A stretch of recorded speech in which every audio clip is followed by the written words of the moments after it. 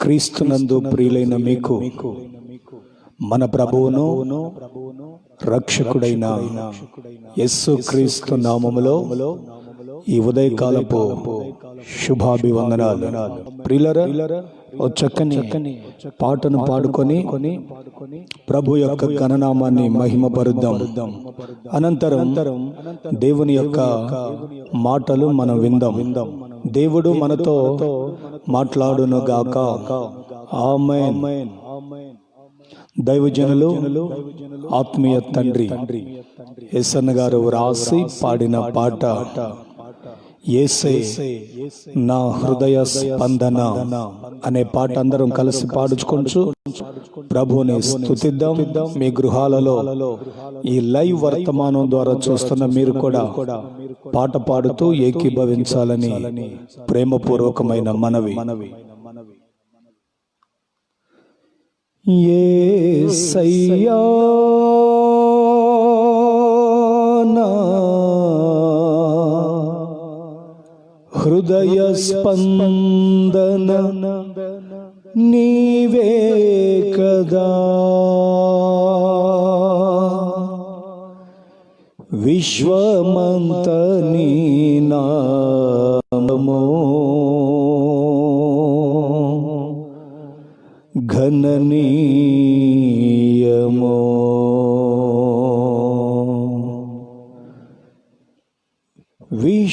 విశ్వమంత నీ నామము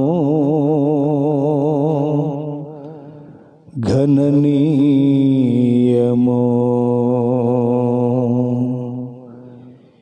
యేసయ్యా నా హృదయ స్పందన నీవే కదా,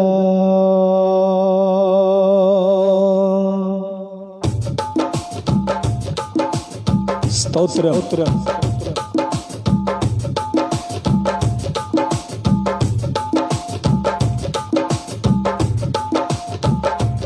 నీవు కనిపించని రోజునా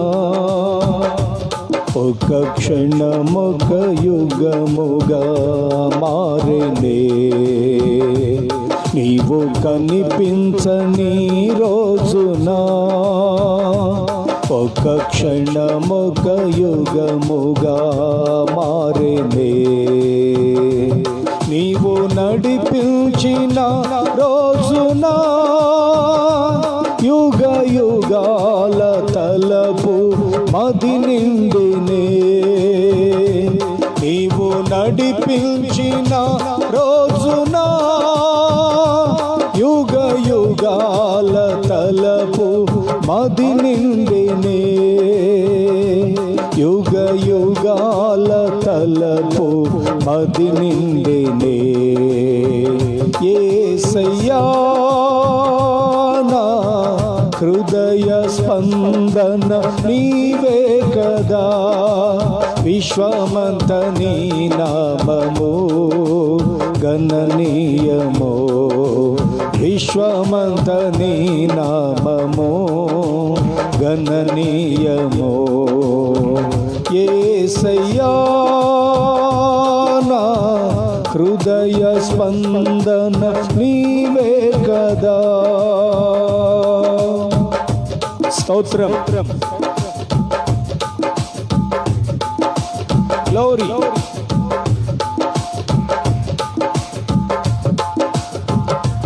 నీవు మాట్లాడని రోజునా నా కనులకు నీ దురకరువాయనే.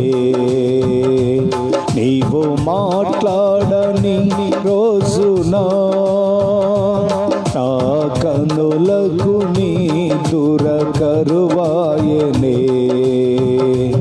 నీవు పెదవిప్పిన రోజునా నీ సన్నిధి పాచిక బయలాయనే.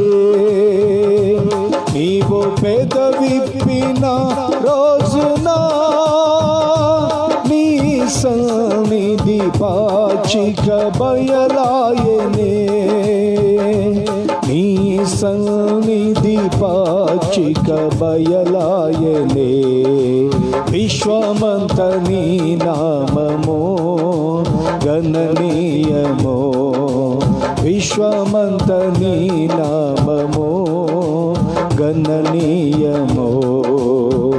యేసయ్యా నా హృదయ స్పందన నీవే కదా, విశ్వమంత నీ నామము గణనీయమో, విశ్వమంత నీ నామము గణనీయమో.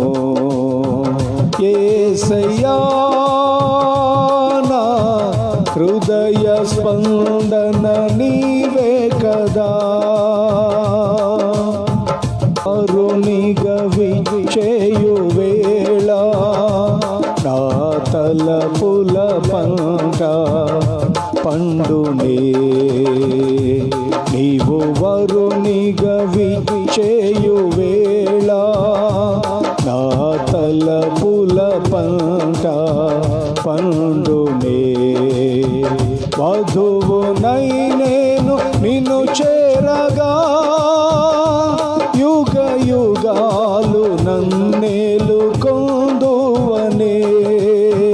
వధువునై నేను నిన్ను చేరగా, యుగ యుగాలు నన్నేలు కొందువనే, యుగ యుగాలు నన్నేలు కొందువనే.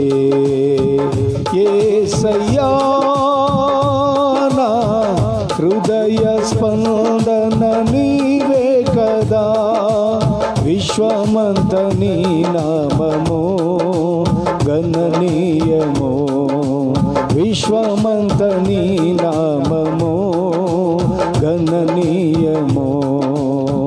యేసయ్యా నా హృదయ స్పందన నీవే కదా. గ్లోరీ, ఆమేన్.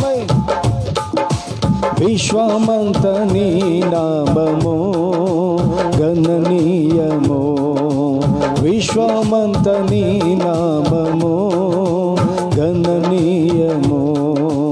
నీ నామము గణనీయమో, నీ నామము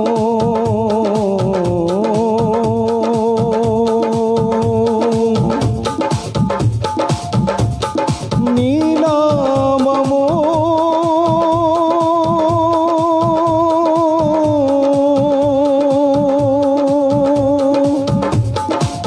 గణనీయమో.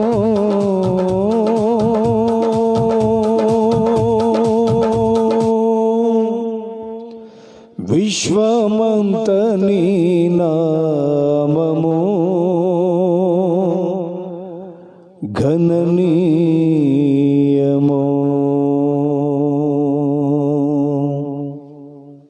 దేవునికి మహిమ కలుగునుగాక. క్రీస్తునందు ప్రియులారా, ప్రభువును రక్షకుడైన యేసు క్రీస్తు నామములో మరొకసారి మీకంతా నా శుభాభివందనాలు.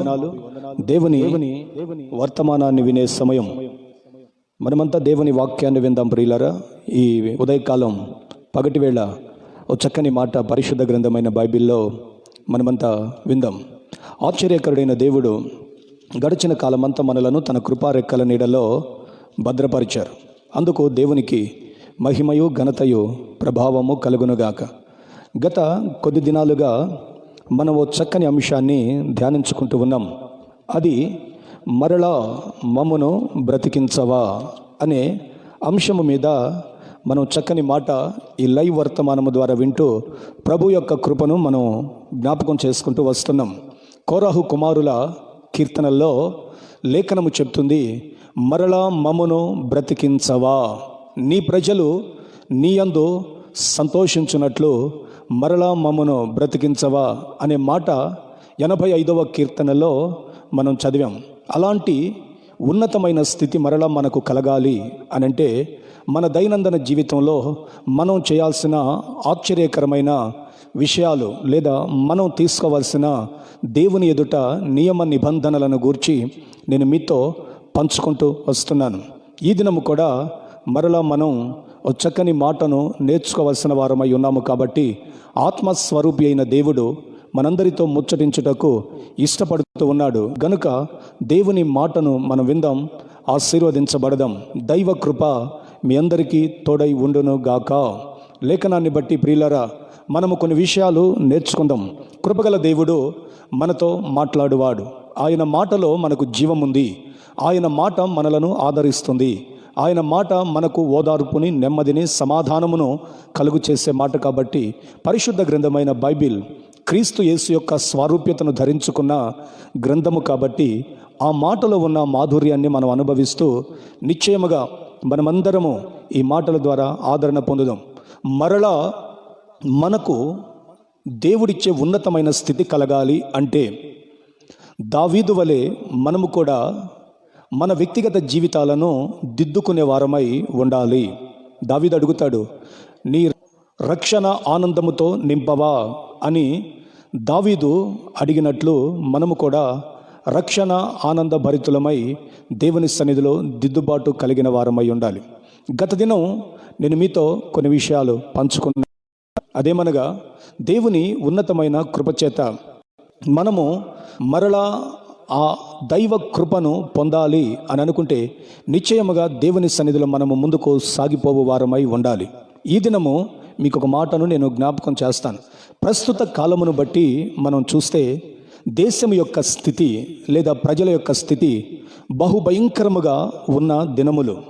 మనం ప్రస్తుత పరిస్థితులను గమనిస్తూ ఉన్నప్పుడు చూస్తున్నాం. ప్రియులారా, నీతిగల న్యాయాధిపతి అయిన దేవుడు మరలా మనకు అట్టి దినములు, మంచి దినములు మనము చూడగోరిన వారమైతే ఈరోజు మనకు ఒక మాట ఆయన తెలియచేయబద్ధుడై ఉన్నాడు. అదేమిటంటే సామెతల గ్రంథం 3వ అధ్యాయం 7వ వచన భాగంలో ఒక చక్కని మాట వ్రాయబడి ఉంది. నేను చదువుతున్నాను, జాగ్రత్తగా మీరు ఆ మాటను ఆలకించండి. నేను జ్ఞానిని గదా అని నీవు అనుకొనవద్దు. యెహోవా యందలి భయభక్తులు కలిగి చెడుతనమును విడిచిపెట్టుము. అప్పుడు నీ దేహమునకు ఆరోగ్యమును, నీ ఎముకలకు సత్తువయు కలుగును. గమనించండి ప్రియులరా, 3వ అనుభవం, ప్రజల యొక్క కర్తవ్యములో 3వ అనుభవం ఏమిటి అనంటే చెడుతనమును విడిచిపెట్టాలి. అవునండి, ఇలాంటి భయంకరమైన క్లిష్ట పరిస్థితుల్లో ఉన్నప్పుడు ప్రతి వారు తమను తాము స్వపరిశీలన చేసుకుని వారై ఉండాలి. ఎవరినో నిందించటం సబబు కాదు, కానీ మనమందరము మనలను మనమే స్వపరిశీలన చేసుకోవాలి. దేవుని వాక్యం అంటుంది, యెహోవా యందలి భయభక్తులు కలిగి చెడుతనమును విడిచిపెట్టాలి. దావీదు దిద్దుబాటు కలిగి తన క్రియలను మార్చుకున్నాడు. మొదటి మాట నేను మీకు జ్ఞాపకం చేశాను. దావీదు దిద్దుబాటు కలిగి క్రియలను మార్చుకున్నాడు. రెండవది, నిన్నటి దినాన నేను మీకు జ్ఞాపకం చేశాను. అయ్యో నేను పాపిని అని చెప్పి నీవు బూడిదలో కూర్చొని గోనె పట్ట కట్టుకొని పశ్చాత్తాప్తుడవై ప్రభు పాదాల చెంత ఏడవాలి. మూడవదిగా నేను జ్ఞాపకం చేస్తున్నాను, చెడుతనమును విడిచిపెట్టాలి. అప్పుడు నీ ఎముకలకు సత్వయు, నీ దేహమునకు ఆరోగ్యము కలుగుతుంది అని దేవుని వాక్యం మనకు తేటగా సెలవిస్తుంది. ప్రియులారా, జ్ఞాని అయిన సొలొమోను రాజు చెప్పుచున్న ఈ మాటల యొక్క ఆంతర్యాన్ని మనము క్షుణ్ణంగా గ్రహించాలి. నేను జ్ఞానిని గదా అని మనమెన్నడూ తలంచకూడదట. మానవ స్వభావం ఏమిటంటే చెడుతనమును జరిగించి జ్ఞానముగా తప్పించుకోవాలి అని అనుకుంటారు మనుషులు, ఆశిస్తారు. ఇది హ్యూమన్ నేచర్, మానవుని యొక్క స్వభావం. చెడుతనము జరిగిస్తారు, జ్ఞానముగా తప్పించుకోవాలి అని ఆలోచన చేస్తారు. అయితే వాక్యం అంటుంది, నేను జ్ఞానిని కదా అని నీవు అనుకొనవద్దు. ఎందుకని? దేవుని వెర్రితనము ఎదుట మానవ జ్ఞానం శూన్యము అంటాడు పౌలు కొరింథీ పత్రికలో. ప్రియులారా గమనించండి, ఈ చెడుతనము జరిగించి జ్ఞానముగా తప్పించుకోవాలని ఆశించే మానవునికి వాక్యము ఒక అద్భుతమైన మాటను తెలియచేస్తుంది. మీరు జ్ఞానులు కదా అని అనుకోవద్దు.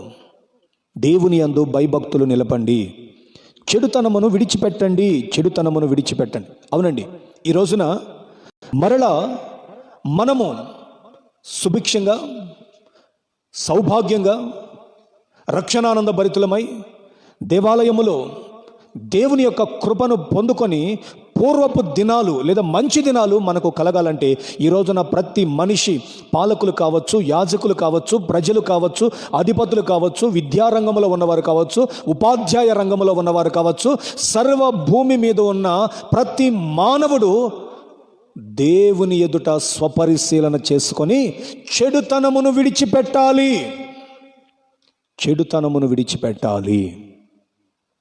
అవును ప్రియులారా, దేవుని హెచ్చరిక ఇది. రాకడ దినములు ఆసన్నమవుతున్నాయి. దేవుని వాక్యపు నెరవేర్పు, ప్రభు అయిన యేసు క్రీస్తు చెప్పిన సూచనలన్నీ అక్షరాల జరిగే సమయం ఆసన్నమవుతుంది. గనుక చెడుతనమును మనము విడిచిపెట్టబద్దులమై ఉన్నాము. చెడుతనమును విడిచిపెట్టాలి. నీతిమంతునిగా బ్రతకనుద్దేశించిన వానికి చెడుతనము అసహ్యం. ఈ రోజున చూడండి, ప్రపంచమంతా చెడు మార్గములో నడిపించబడుతూ దేవుని ఆజ్ఞలను అనుసరించక బహుభయానకరమైన మార్గములను ఎంచుకొనుటను బట్టి ఇదిగో మానవునికి ఈ రోజున ఈ స్థితిగతులు పట్టాయి. క్షేమస్థితి ఉండాల్సిన మానవుడు, సంపూర్ణ ఆనందభరితుడై కుటుంబాలతో సంతోషించాల్సిన మానవుడు ఈ రోజున మరలా మంచి దినములు చూడగలుగుతామా అనే సందిగ్ధావస్థలో ఉండి భయపడుతున్న దినాలలో మనిషి ఉన్నాడు. రేపేమవుతుందో. ఈరోజు గౌరవ ప్రధాని అన్ని రాష్ట్రాల సీఎంలతో వీడియో కాన్ఫరెన్స్ నిర్వర్తించాలని అనుకున్నారు. ఈ రోజు నుంచే ఉత్కంఠత తెరలేసింది, ఉత్కంఠత ప్రారంభమైంది. ఏం చెప్తాడో, లాక్డౌన్ ఎప్పుడు తీసేస్తారో, ఎప్పుడు మంచి దినాలు వస్తాయో, ఎప్పుడు క్షేమస్థితి వస్తుందో, ఎప్పుడు మనము మరలా మన పనిపాటలో సాగిపోతామన్న ఉత్కంఠత. అయితే వాక్యం అంటుంది, అట్టి దినములు చూడగోరిన వాడు దేవుని ఇష్టానుసారమైన వ్యక్తిగా బ్రతకాలి. కీర్తనల గ్రంథంలో మీకు ఒక మాటను నేను చూపిస్తాను. అది చాలా చక్కగా వ్రాయబడి ఉన్న మాట. వాక్యములో మనం గమనిస్తే, మేలు పొందుచు బ్రతకగోరువాడు ఎవడైనా ఉన్నాడా? 34వ కీర్తనలో 12వ వాక్యాన్ని 13వ వాక్యాన్ని నేను చదువుతున్నాను. బ్రతకగోరువాడెవడైనాను ఉన్నాడా? మేలు నొందుచు అనేక దినములు బ్రతకగోరువాడెవడైనాను ఉన్నాడా? అలా బ్రతకాలి అంటే 9వ వాక్యం సమాధానం చెప్తుంది, యెహోవా భక్తులారా ఆయన యందు భయభక్తులు ఉంచుడి. ఆయన యందు భయభక్తులు ఉంచువానికి ఏమీయో కొదువ లేదు. స్తోత్రము కలుగునుగాక. క్షేమ దినములను చూసి సంతోషముతో బ్రతకగోరువాడు ఎవడైనా ఉన్నాడా అంటే అట్టివాడు దేవుని యందు భయభక్తులు కలిగి చెడుతనమును వాడు విడిచిపెట్టాలి. ఆది కాండములో యాకోబు సంతతిలో ఉన్న వారి పిల్లల జీవన మనుగడను మనం గమనిస్తూ వస్తే యోషేపును గురించి ఒక చక్కని మాట వ్రాయబడి ఉంది. ఆది కాండం 37వ అధ్యాయం 2వ వాక్య భాగంలో ఏమని వ్రాయబడి ఉందంటే, యోషేపు వారి చెడుతనమును గూర్చిన సమాచారమును తన తండ్రి యొద్దకు తెచ్చుచున్నాడు. నేను మీకు ఆ మాట 37వ అధ్యాయం ఆదికాండం 2వ వచన భాగంలో చదివి వినిపిస్తాను, చాలా జాగ్రత్తగా వినండి. యాకోబు వంశావళి ఇది. యోషబు 17 ఏండ్ల వాడయి తన సహోదరులతో కూడా మందను మేపుచుండెను. అతడు చిన్నవాడై తన తండ్రి భార్యలైన బిల్హా కుమారుల యొద్దను జిల్ఫా కుమారుల యొద్దను ఉండెను. అప్పుడు యోషబు వారి చెడుతనమును గూర్చిన సమాచారము వారి తండ్రి యొద్దకు తెచ్చుచుండువాడు. ప్రియులారా, యోషబు చిన్ననాటి నుండి చెడుతనమును అసహించుకొని దేవుని కృపలో నిలబడిన వాడు. దేవుడు అనేక పర్యాయములు యోషబుకి దర్శనములను కలలిస్తూ వస్తూ ఉండేవాడు. ఓసారి తన అన్నల యొక్క చెడుతనమును చూసి, అయ్యో మనము వాగ్దాన సంపన్నులము కదా, వాగ్దాత దేశపు వారసులము కదా, మరి మనము చెడుతనము చేయకూడదే, మన దేవుడు చెడుతనమును అసహించుకున్నవాడు కదా, మనం ఇలా చేయకూడదు కదా అని యోచించి అన్నల యొక్క చెడ్డ సమాచారము, చెడ్డ యొక్క ఆ తనమును, చెడుతనమును తండ్రి యొద్దకు సమాచారముగా తెచ్చి వారిని గద్దిస్తూ ఉండేవాడు. అయితే ఈ చెడుతనమును జరిగిస్తున్న వాళ్ళ అన్నలు ఏం చేశారో తెలుసా? ఇతని మీద పగపట్టాడు. అంటే ఇక్కడ మనం నేర్చుకోవాల్సిన అంశం ఏమిటంటే, దేవుని సంబంధి అయిన వాడు చెడుతనము చేయడు. దేవుని యందలి భయభక్తులే కలిగి ఉంటాడు, చెడుతనమును విడిచిపెడతాడు. ఒకసారి వాళ్ళ అన్నలు షెకెములో మందలను మేపుతున్నాడు. యాకోబు యోషబును పిలిచి, జోసెఫ్ నీ వెళ్ళి మీ అన్నల యొక్క క్షేమ సమాచారం తెలుసుకొనిరా అని అన్నల దగ్గరకు పంపించాడు. అయితే యోషబు తిన్నగా షెకెముకు వెళ్ళాడు. షెకెములో వాళ్ళ అన్నలు కనిపించలేదు. అప్పుడు అక్కడ ఒక మనిషి ఎదురైతే అతన్ని అడిగాడు, ఇదిగో ఇక్కడ మందలు మేపుతున్న వారు ఎవరైనా మీకు కనిపించారా అని అడిగితే వారు అన్నారు, ఇదిగో మేము వారు దోతానుకు వెళుతున్నామన్న సమాచారము విన్నాం, వారు ఇక్కడ లేరు, దోతానుకు వెళ్ళారు అని చెప్పగానే యోషబు దోతానుకు వెళ్ళారు. ఇక్కడ నేను మీకు తెలియచేయాలనుకుంటున్న మాట ఏమిటంటే, ప్రియులారా, చెడుతనము అనేది మనిషి హృదయములో దురాలోచనను పుట్టిస్తుంది. యోషబు అన్నల చెడుతనమును తండ్రి యొద్దకు సమాచారముగా తీసుకెళ్ళినప్పుడు ఈ అన్నలు వారి యొక్క దురాలోచన చేత యోషబును చంపనుద్దేశించారు అని వాక్యంలో వ్రాయబడి ఉంది. 37వ అధ్యాయం 18వ వాక్యం. యోషబు తన దగ్గరకు వస్తున్నారన్న సంగతి వాళ్ళ అన్నలు విని, ఇదిగో వారు ఈలాగున ఆలోచన చేశారు. ఆదికాండం 37వ అధ్యాయం 18, 19, 20 వచనాలలో ఈ మాటలు వ్రాయబడి ఉన్నాయి. అతడు దగ్గరకు రాక మునుపు వారు దూరము నుండి అతనిని చూచి అతనిని చంపుటకు దురాలోచన చేసిరి. వారు, ఇదిగో ఈ కలలు గనువాడు వచ్చుచున్నాడు, వీనిని చంపి ఇక్కడున్న ఒక గుంటలో పారవేసి దుష్ట మృగము వీనిని తినివేసినదని చెప్పుదుము. అప్పుడు వీని కలలేమగునో చూతుము రండని ఒకనితో ఒకడు మాటలాడుకొనిరి. క్షేమ సమాచారము తెలుసుకొనాలని వస్తున్న సొంత రక్త సంబంధిని చంపనుద్దేశించినంతగా దురాలోచన పుట్టించింది వీరి చెడుతనం. అవును ప్రియులారా, మనిషి చెడుతనముతో నింపబడి ఉంటే రక్త సంబంధి అని కూడా చూడకుండా చంపనుద్దేశించినంత దురాలోచన మనిషి హృదయంలో పుడుతుంది. అందుకే వాక్యం అంటుంది, నేను జ్ఞానిని కదా అని నువ్వు అనుకొనవద్దు, యెహోవా యందలి భయభక్తులు కలిగి చెడుతనమును విడిచిపెట్టుము. వాస్తవం ప్రియులారా, నేటి స్థితిగతిని చూసి ప్రజలు ఖచ్చితముగా తమకు తాము స్వపరిశీలన చేసుకొని ఎవడికి వాడే తన హృదయాంతరంగములో ఉన్న చెడుతనమును విడిచిపెట్టాలి. ప్రభు ఎదుట చెడుతనమును విడిచిపెట్టి మార్పు చెందాలి. అనేకులు దేవునిని గూర్చిన తెలిసిన సంగతులను విడిచిపెట్టి హృదయపూర్వకంగా చెడుతనం జరిగిస్తున్నారు ఈ రోజున. అవునండి, అనేకులు దేవునిని గూర్చియు దేవుని వాక్యమును గూర్చియు తెలిసి కూడా దేవుడంటే భయము లేకుండా, దేవుడంటే భక్తి లేకుండా తమకు కలిగిన శరీర ఇచ్చలను బట్టి హృదయపూర్వకంగా చెడుతనమును జరిగిస్తున్నారు. యోషేబు అన్నలకు దేవుని గురించి తెలియదా? తెలుసు. వాళ్ళ పలు పర్యాయాలు చెప్పుంటాడు, ఒరే బాబు, నేను మీ పెదనాన్నగారితో గొడవ పడి ఈ దేశమును విడిచి వెళ్ళినప్పుడు ఇదిగో నా దేవుడు నాకు తోడయుండి నన్ను ఆశీర్వదించి మీ అందరినీ నాకు కుమారులుగా ఇచ్చారు, మీతో కూడా మీ తోడబుట్టిన చెల్లిని నాకు ఇచ్చాడు, ఇంత ఐశ్వర్యం ఇచ్చాడు, దేవుని యందు భయభక్తులు నిలపండి అని పలు పర్యాయాలు చెప్పుంటారు. ఒకానొక సమయం మనము బేతేలుకు వెళుతున్నాం, అక్కడ బలి అర్పించాలి, శుద్ధి చేసుకొని రండి అని చెప్పుంటాడు.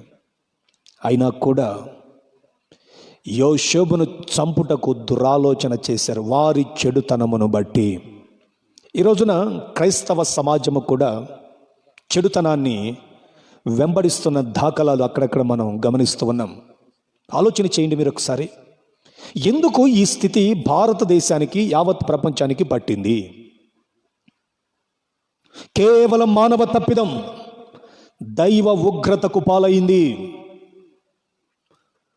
ఈ రోజున నేను ఖండితముగాను ఉన్నది ఉన్నట్లుగాను మీతో చెప్తున్నాను. నా ప్రియ సహోదరి సహోదరులారా, వర్తమానాన్ని వింటున్న దేవుని బిడలారా, హృదయపూర్వకముగా మనిషికి దేవుని భయం లేదు, శరీరిచ్చలు నెరవేర్చుకుంటున్నాడు. మరి ముఖ్యముగా ఆశీర్వదించబడిన పట్టణాలని చెప్పబడుతున్న పెద్ద పెద్ద పట్టణాలలో వీకెండ్ పార్టీల పేరుతో తమ దురాలోచనలను నెరవేర్చుకునే చెడుతనం దేవుడొక్కసారి ప్రపంచానికి తాళం వేసేశాడు. అవునండి, ఈ రోజున చూడండి, మర్డర్లు లేవు, మానభంగాలు లేవు, హత్యలు లేవు. ఎవడి ఇంట వాడుండి వాని శరీరాన్ని గురించి ఈ రోజున తనను తాను ఆలోచన చేసుకుని ప్రక్షాళన చేసుకునడానికి దేవుడు ప్రపంచానికి తాళం వేసేశాడు. ఆలోచన చేయాలి. భూమి మీద పుట్టి బ్రతుకుతూ బట్ట గడుతున్న ప్రతి వాడు, ప్రతి స్త్రీ, ప్రతి యవనస్తుడు, ప్రతి పురుషుడు, ప్రతి యవనస్తురాలు, ప్రతి వారు ఈ రోజున ఈ స్థితి ఎందుకు వచ్చింది, దీనికి నా వంతు నేను ఏం చేయాలని ప్రక్షాళన చేసుకునే దినాలివి. ఒక్కసారి మీరున్న ఆ స్థలములో ఒక చైర్లో కూర్చొని కళ్ళు మూసుకొని ఒక 5 నిమిషాలు మిమ్మల్ని మీరు పరిశీలన చేసుకోండి. ఏమిటి ప్రభువా ఈ దినాలు, ఎందుకునైనా ఈ దుర్దినాలు అని అంటే వాక్యం ఏం చెప్తుందో తెలుసా? సృష్టికర్త అయిన దేవుని యందు భయము భక్తి లేకుండా ప్రజలు ఇష్టపూర్వకముగా, హృదయపూర్వకముగా చెడుతనము జరిగిస్తూ వస్తున్నారట. 58వ కీర్తన మొదటి 2 వచనాలు నేను చదివి మీకు వినిపిస్తాను. చాలా జాగ్రత్తగా వినాలి. ఈరోజు మనలను మనం దిద్దుకునే సమయం. 58వ సంకీర్తన మొదటి 2 వాక్యాలు చదువుతున్నాను. అధిపతులారా, మీరు నీతిని అనుసరించి మాటలాడుదురన్నది నిజమా? నరులారా, మీరు న్యాయమును బట్టి తీర్పు తీర్చుచుదురా? లేదే, మీరు హృదయపూర్వకముగా చెడుతనము జరిగించుచున్నారు. దేశమందు మీ చేతి బలాత్కారము తూచి చెల్లించుచున్నారు. తల్లి కడుపున పుట్టినది మొదలుకొని భక్తిహీనులు విపరీత బుద్ధి కలిగి ఉందరు. పుట్టిన తోడనే అబద్ధములాడుచు తప్పిపోవుదురు. అధిపతులని లేదు,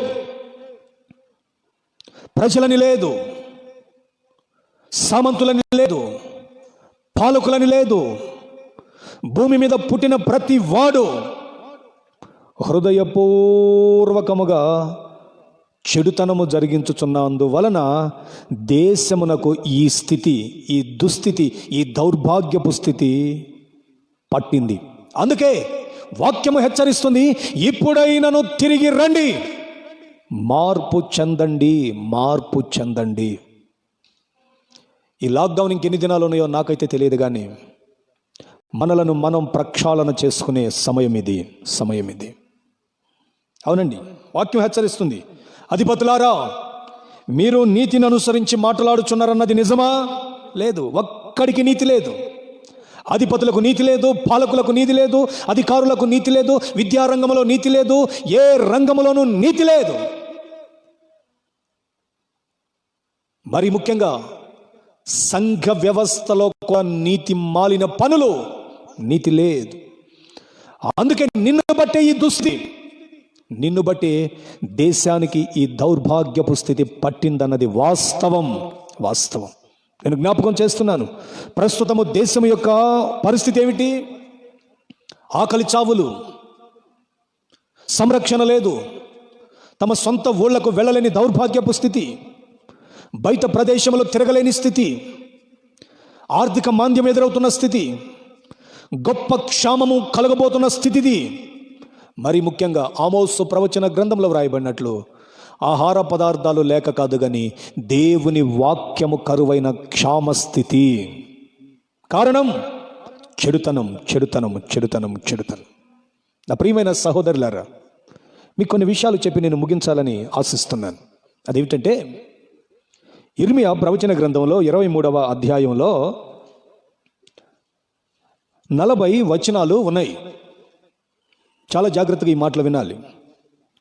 ఇర్మియా ప్రవచన గ్రంథం 23వ అధ్యాయంలో కాపురులను గూర్చిన ప్రవచనమే కానివ్వండి, గొర్రెలను గూర్చిన ప్రవచనాలే కానివ్వండి, ప్రవక్తలను గూర్చిన ప్రవచనాలే కానివ్వండి, యాజకులను గూర్చిన ప్రవచనాలే కానివ్వండి, ప్రజలను గూర్చిన ప్రవచనాలే కానివ్వండి, ఒక 40 వచనాలు ఉన్నాయి. అయితే 23వ అధ్యాయం ఇర్మియా గ్రంథం 10 నుండి 12 వచనాలు నేను మీకు ఈరోజున జ్ఞాపకం చేయాలని ఆశిస్తున్నాను. ఈ విషయాలు కొంత మనకి బాధను కలుగు చేయవచ్చు, కానీ వాస్తవికతను తెలియచేస్తున్నవనేది చెప్పుటలో ఏ సందేహము లేదు. గమనించండి, 10వ వచనం నుండి 12 వచనాలు నేను చదువుతున్నాను.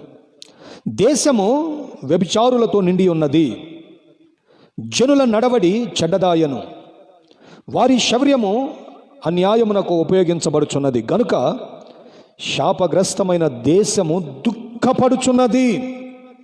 అడవి బీళ్లు ఎండిపోయెను, ప్రవక్తలేమి యాజకులేమి అందరూ అపవిత్రులు, నా మందిరములో వారి చెడుతనము నాకు కనబడెను.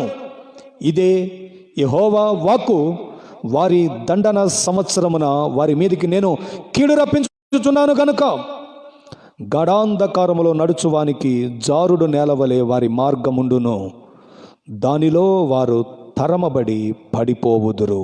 ఇదే యెహోవా వాక్కు. ఈ చదవబడిన వాక్య భాగాలలో 3 విషయాలు. దేశము వ్యభిచారముతో నిండిపోయిందట. రెండవది, జనుల నడవడి చెడ్డదాయను. మూడవది, ప్రవక్తలేమి యాజకులేమి అందరూ అపవిత్రులై దేవుని మందిరములో కూడా చెడుతనము జరిగిస్తున్నారట. ఎంత బాధాకరమైన విషయం ప్రియులారా, ఒకసారి ఆలోచన చేయండి. అందుకే వాక్యంలో వ్రాయబడి ఉంది, దేశము దుఃఖించుచున్నది. ఎస్, దేశమంతా ఏడుస్తుంది. ఒక ప్రక్కన మరణించిన వారిని గూర్చిన ఏడ్పు, మరొక ప్రక్క అయిన వారిని కలుసుకోలేని ఏడుపు, మరొక ప్రక్క తల్లిదండ్రులు ఒక దగ్గర, పిల్లలు ఒక దగ్గర, వీరిద్దరికీ ఒకరి ఎడల ఒకరు ప్రేమానురాగాలు లేక ఏడుపు, ఆహారము దొరకక ఒక చోట ఏడుపు, పచ్చగా ఉండాల్సిన అడవి బీళ్లు ఎండిపోయాయి. భారతదేశం ఎండిపోయింది. దీనికి కారణం ఏమిటంటే, దేశములో వ్యభిచారము జరుగుతుంది, జనుల నడవడి చెడ్డదాయను.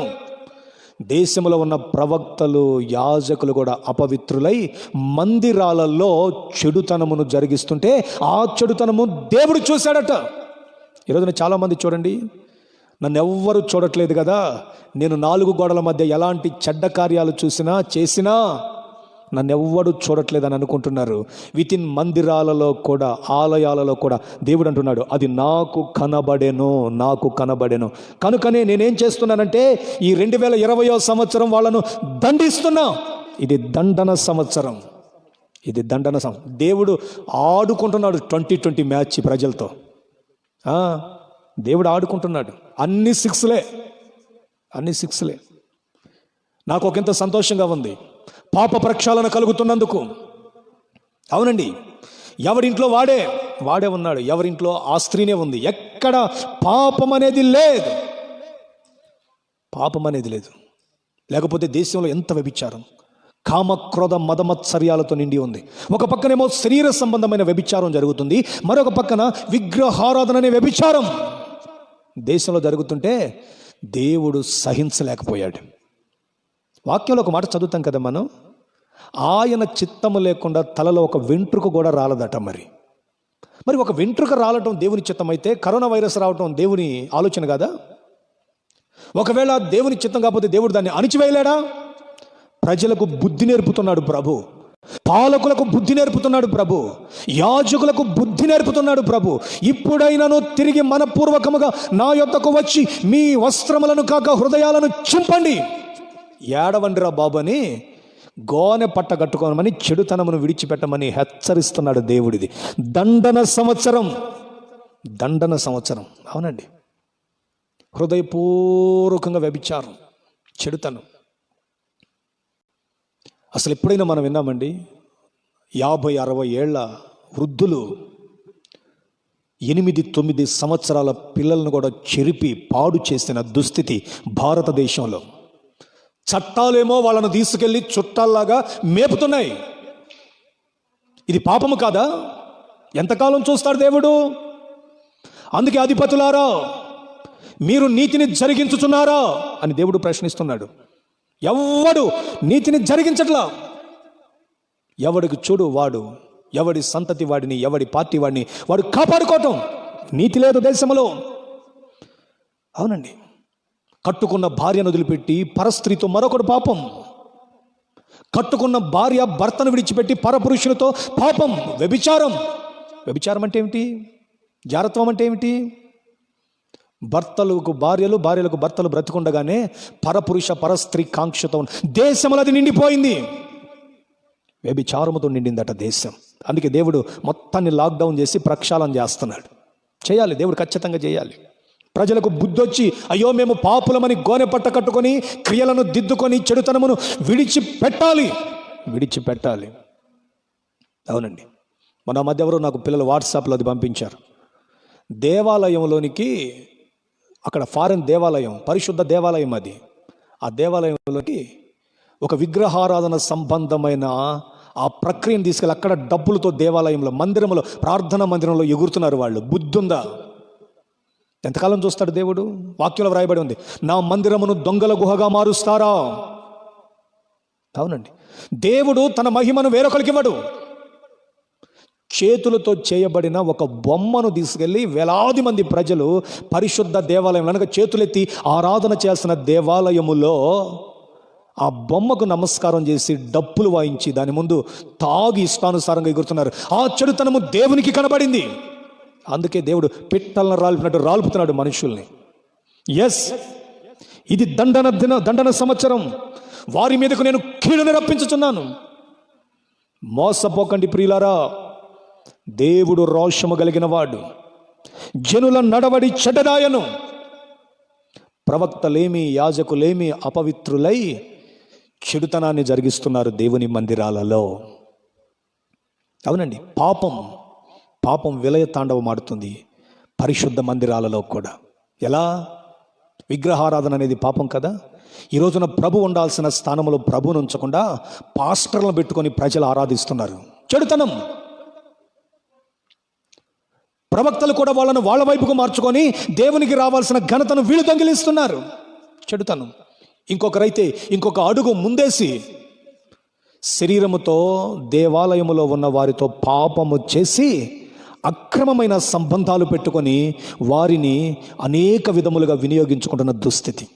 ఇది నేను ఆధారము లేకుండా చెప్పట్లేదు, బైబిల్ ఆధారాలు ఉన్నాయి. మీరు గమనించండి. సమూయేలు మొదటి గ్రంథం, రండి మీకు ఒక మాటను చూపిస్తాను. సమూయేలు మొదటి గ్రంథం 2వ అధ్యాయం 22, 23, 24 వచనాలు. ఏలీ బహువృద్ధుడాయను. ఇశ్రాయేలీలకు తమ కుమారులు చేసిన కార్యములన్నీ వారు ప్రత్యక్షపు గుడారము యొక్క ద్వారము దగ్గర సేవ చేయుటకు వచ్చిన స్త్రీలతో శయనించుటయను మాట చెవిని పడగా వారిని పిలిచి ఇట్లనెను, ఈ జనులందరూ మీరు చేసిన చెడ్డ కార్యములు నాకు వినబడినవి. మరలా చదువుతున్నాను. ఏలి బహువృద్ధుడాయను. ఇశ్రాయేలీలకు తమ కుమారుల చేసిన కార్యములన్నీ వారు ప్రత్యక్షపు గుడారము యొక్క ద్వారము దగ్గరకు సేవ చేయుటకు వచ్చిన స్త్రీలతో శయనించుటయును మాట చెవినబడగా వారిని పిలిపించి ఇట్లనెను, ఈ జనుల ముందర మీరు చేసిన చెడ్డ కార్యములు నాకు వినబడినవి. ఇలాంటి కార్యములు మీరెందుకు చేయుచున్నారు? నా కుమారులారా, ఇలాగున చేయవద్దు.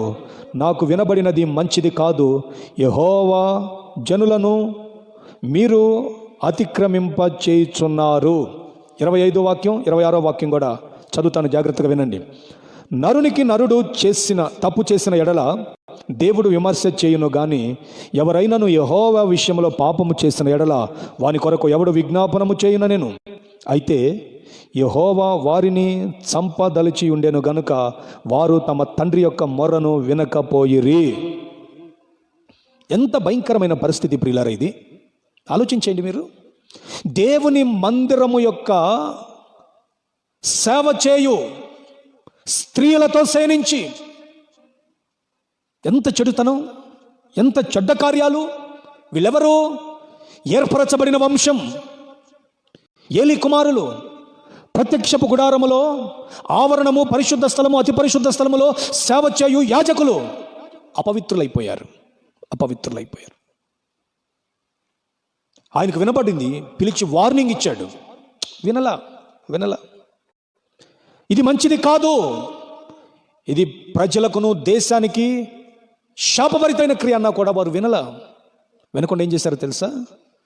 ఆ మాటను మీరు చెడుతనమును జరిగించారు. నాకు ఈ వాక్యాలు చదువుతున్నప్పుడు చాలా భయం అనిపించింది. దేశము ఎందుకు దుఃఖపడుతుందంటే అధిపతులుగానే ఉన్నారు నీతి లేకుండా, జనులేమో చెడ్డ నడవడి నడుస్తున్నారు. ప్రవక్తలు, యాజకులు, ఇదిగో దైవాధీనులు అని చెప్పబడుతున్న వారు కూడా అపవిత్రులై ఇదిగో మందిరములలో చెడుతనము జరిగిస్తున్నారు. మందిరాలు పరిశుద్ధమైనవి. మందిరము దేవుని నివాసం. అవునండి, దేహం అనే మందిరము దేవుని నివాసమే. కట్టబడిన ఆలయము కూడా దేవునిని స్తుతించే ఆలయము. అలాంటి దాంట్లో చెడుతాను. అందుకే చేతులు జోడించి ఈరోజు మీతో నేను మాట్లాడుతున్నాను.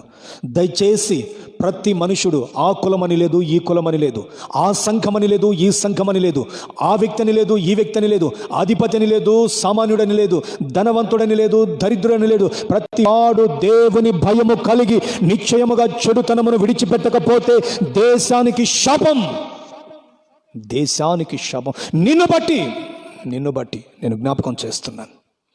నిన్ను బట్టి ఎంతకాలం ఈ చెడు మార్గాన్ని అనుసరిస్తావు? చెడు మార్గము దుష్ట ఆలోచనలను కలుగు చేయటమే కాకుండా కట్టుకున్న వారిని కూడా చంపిస్తున్నాయి. ఎన్ని వార్తలు వినలేదు మనం? యోషేబు అన్నల హృదయంలో పుట్టిన దురాలోచన యోషేబును చంపాలనే ప్లాన్ చేసినట్లు ఈ రోజున ప్రియుని ఆధీనంలో పడిన ప్రియురాలు భర్తలను చంపించట్లా దేశంలో? ప్రియురాలు ఆధీనంలో పడిన భర్త భార్యను చంపించటలా? నాయకులను చంపించటలా? తండ్రులు కుమారులను చంపించట్లేదా? కుమారులు తండ్రులను చంపించట్లేదా? దౌర్భాగ్యం. దేశములా లేదు, నీతిలో లేదు. దేశము దౌర్భాగ్యములో ఉన్నందున ఇదిగో ఈ క్షామకాలం, ఈ దుస్థితి. 49వ కీర్తన 1వ వాక్యం నేను మీకు చదివి వినిపిస్తాను. మరొక మాటను చెప్పి ముగిస్తాను ప్రియులారా. 49వ కీర్తన 1వ వాక్యాన్ని చదువుతున్నాను. సర్వజనులారా ఆలకించుడి. సామాన్యులేమి, సామంతులేమి, ధనికులేమి, దరిద్రులేమి, లోకనివాసులారా మీరందరూ ఏకముగా కూడి చెవియొగ్గుడి. నా నోరు జ్ఞాన విషయములను పలుకును, నా హృదయ ధ్యానము పూర్ణ వివేకమును గూర్చినదై ఉండును.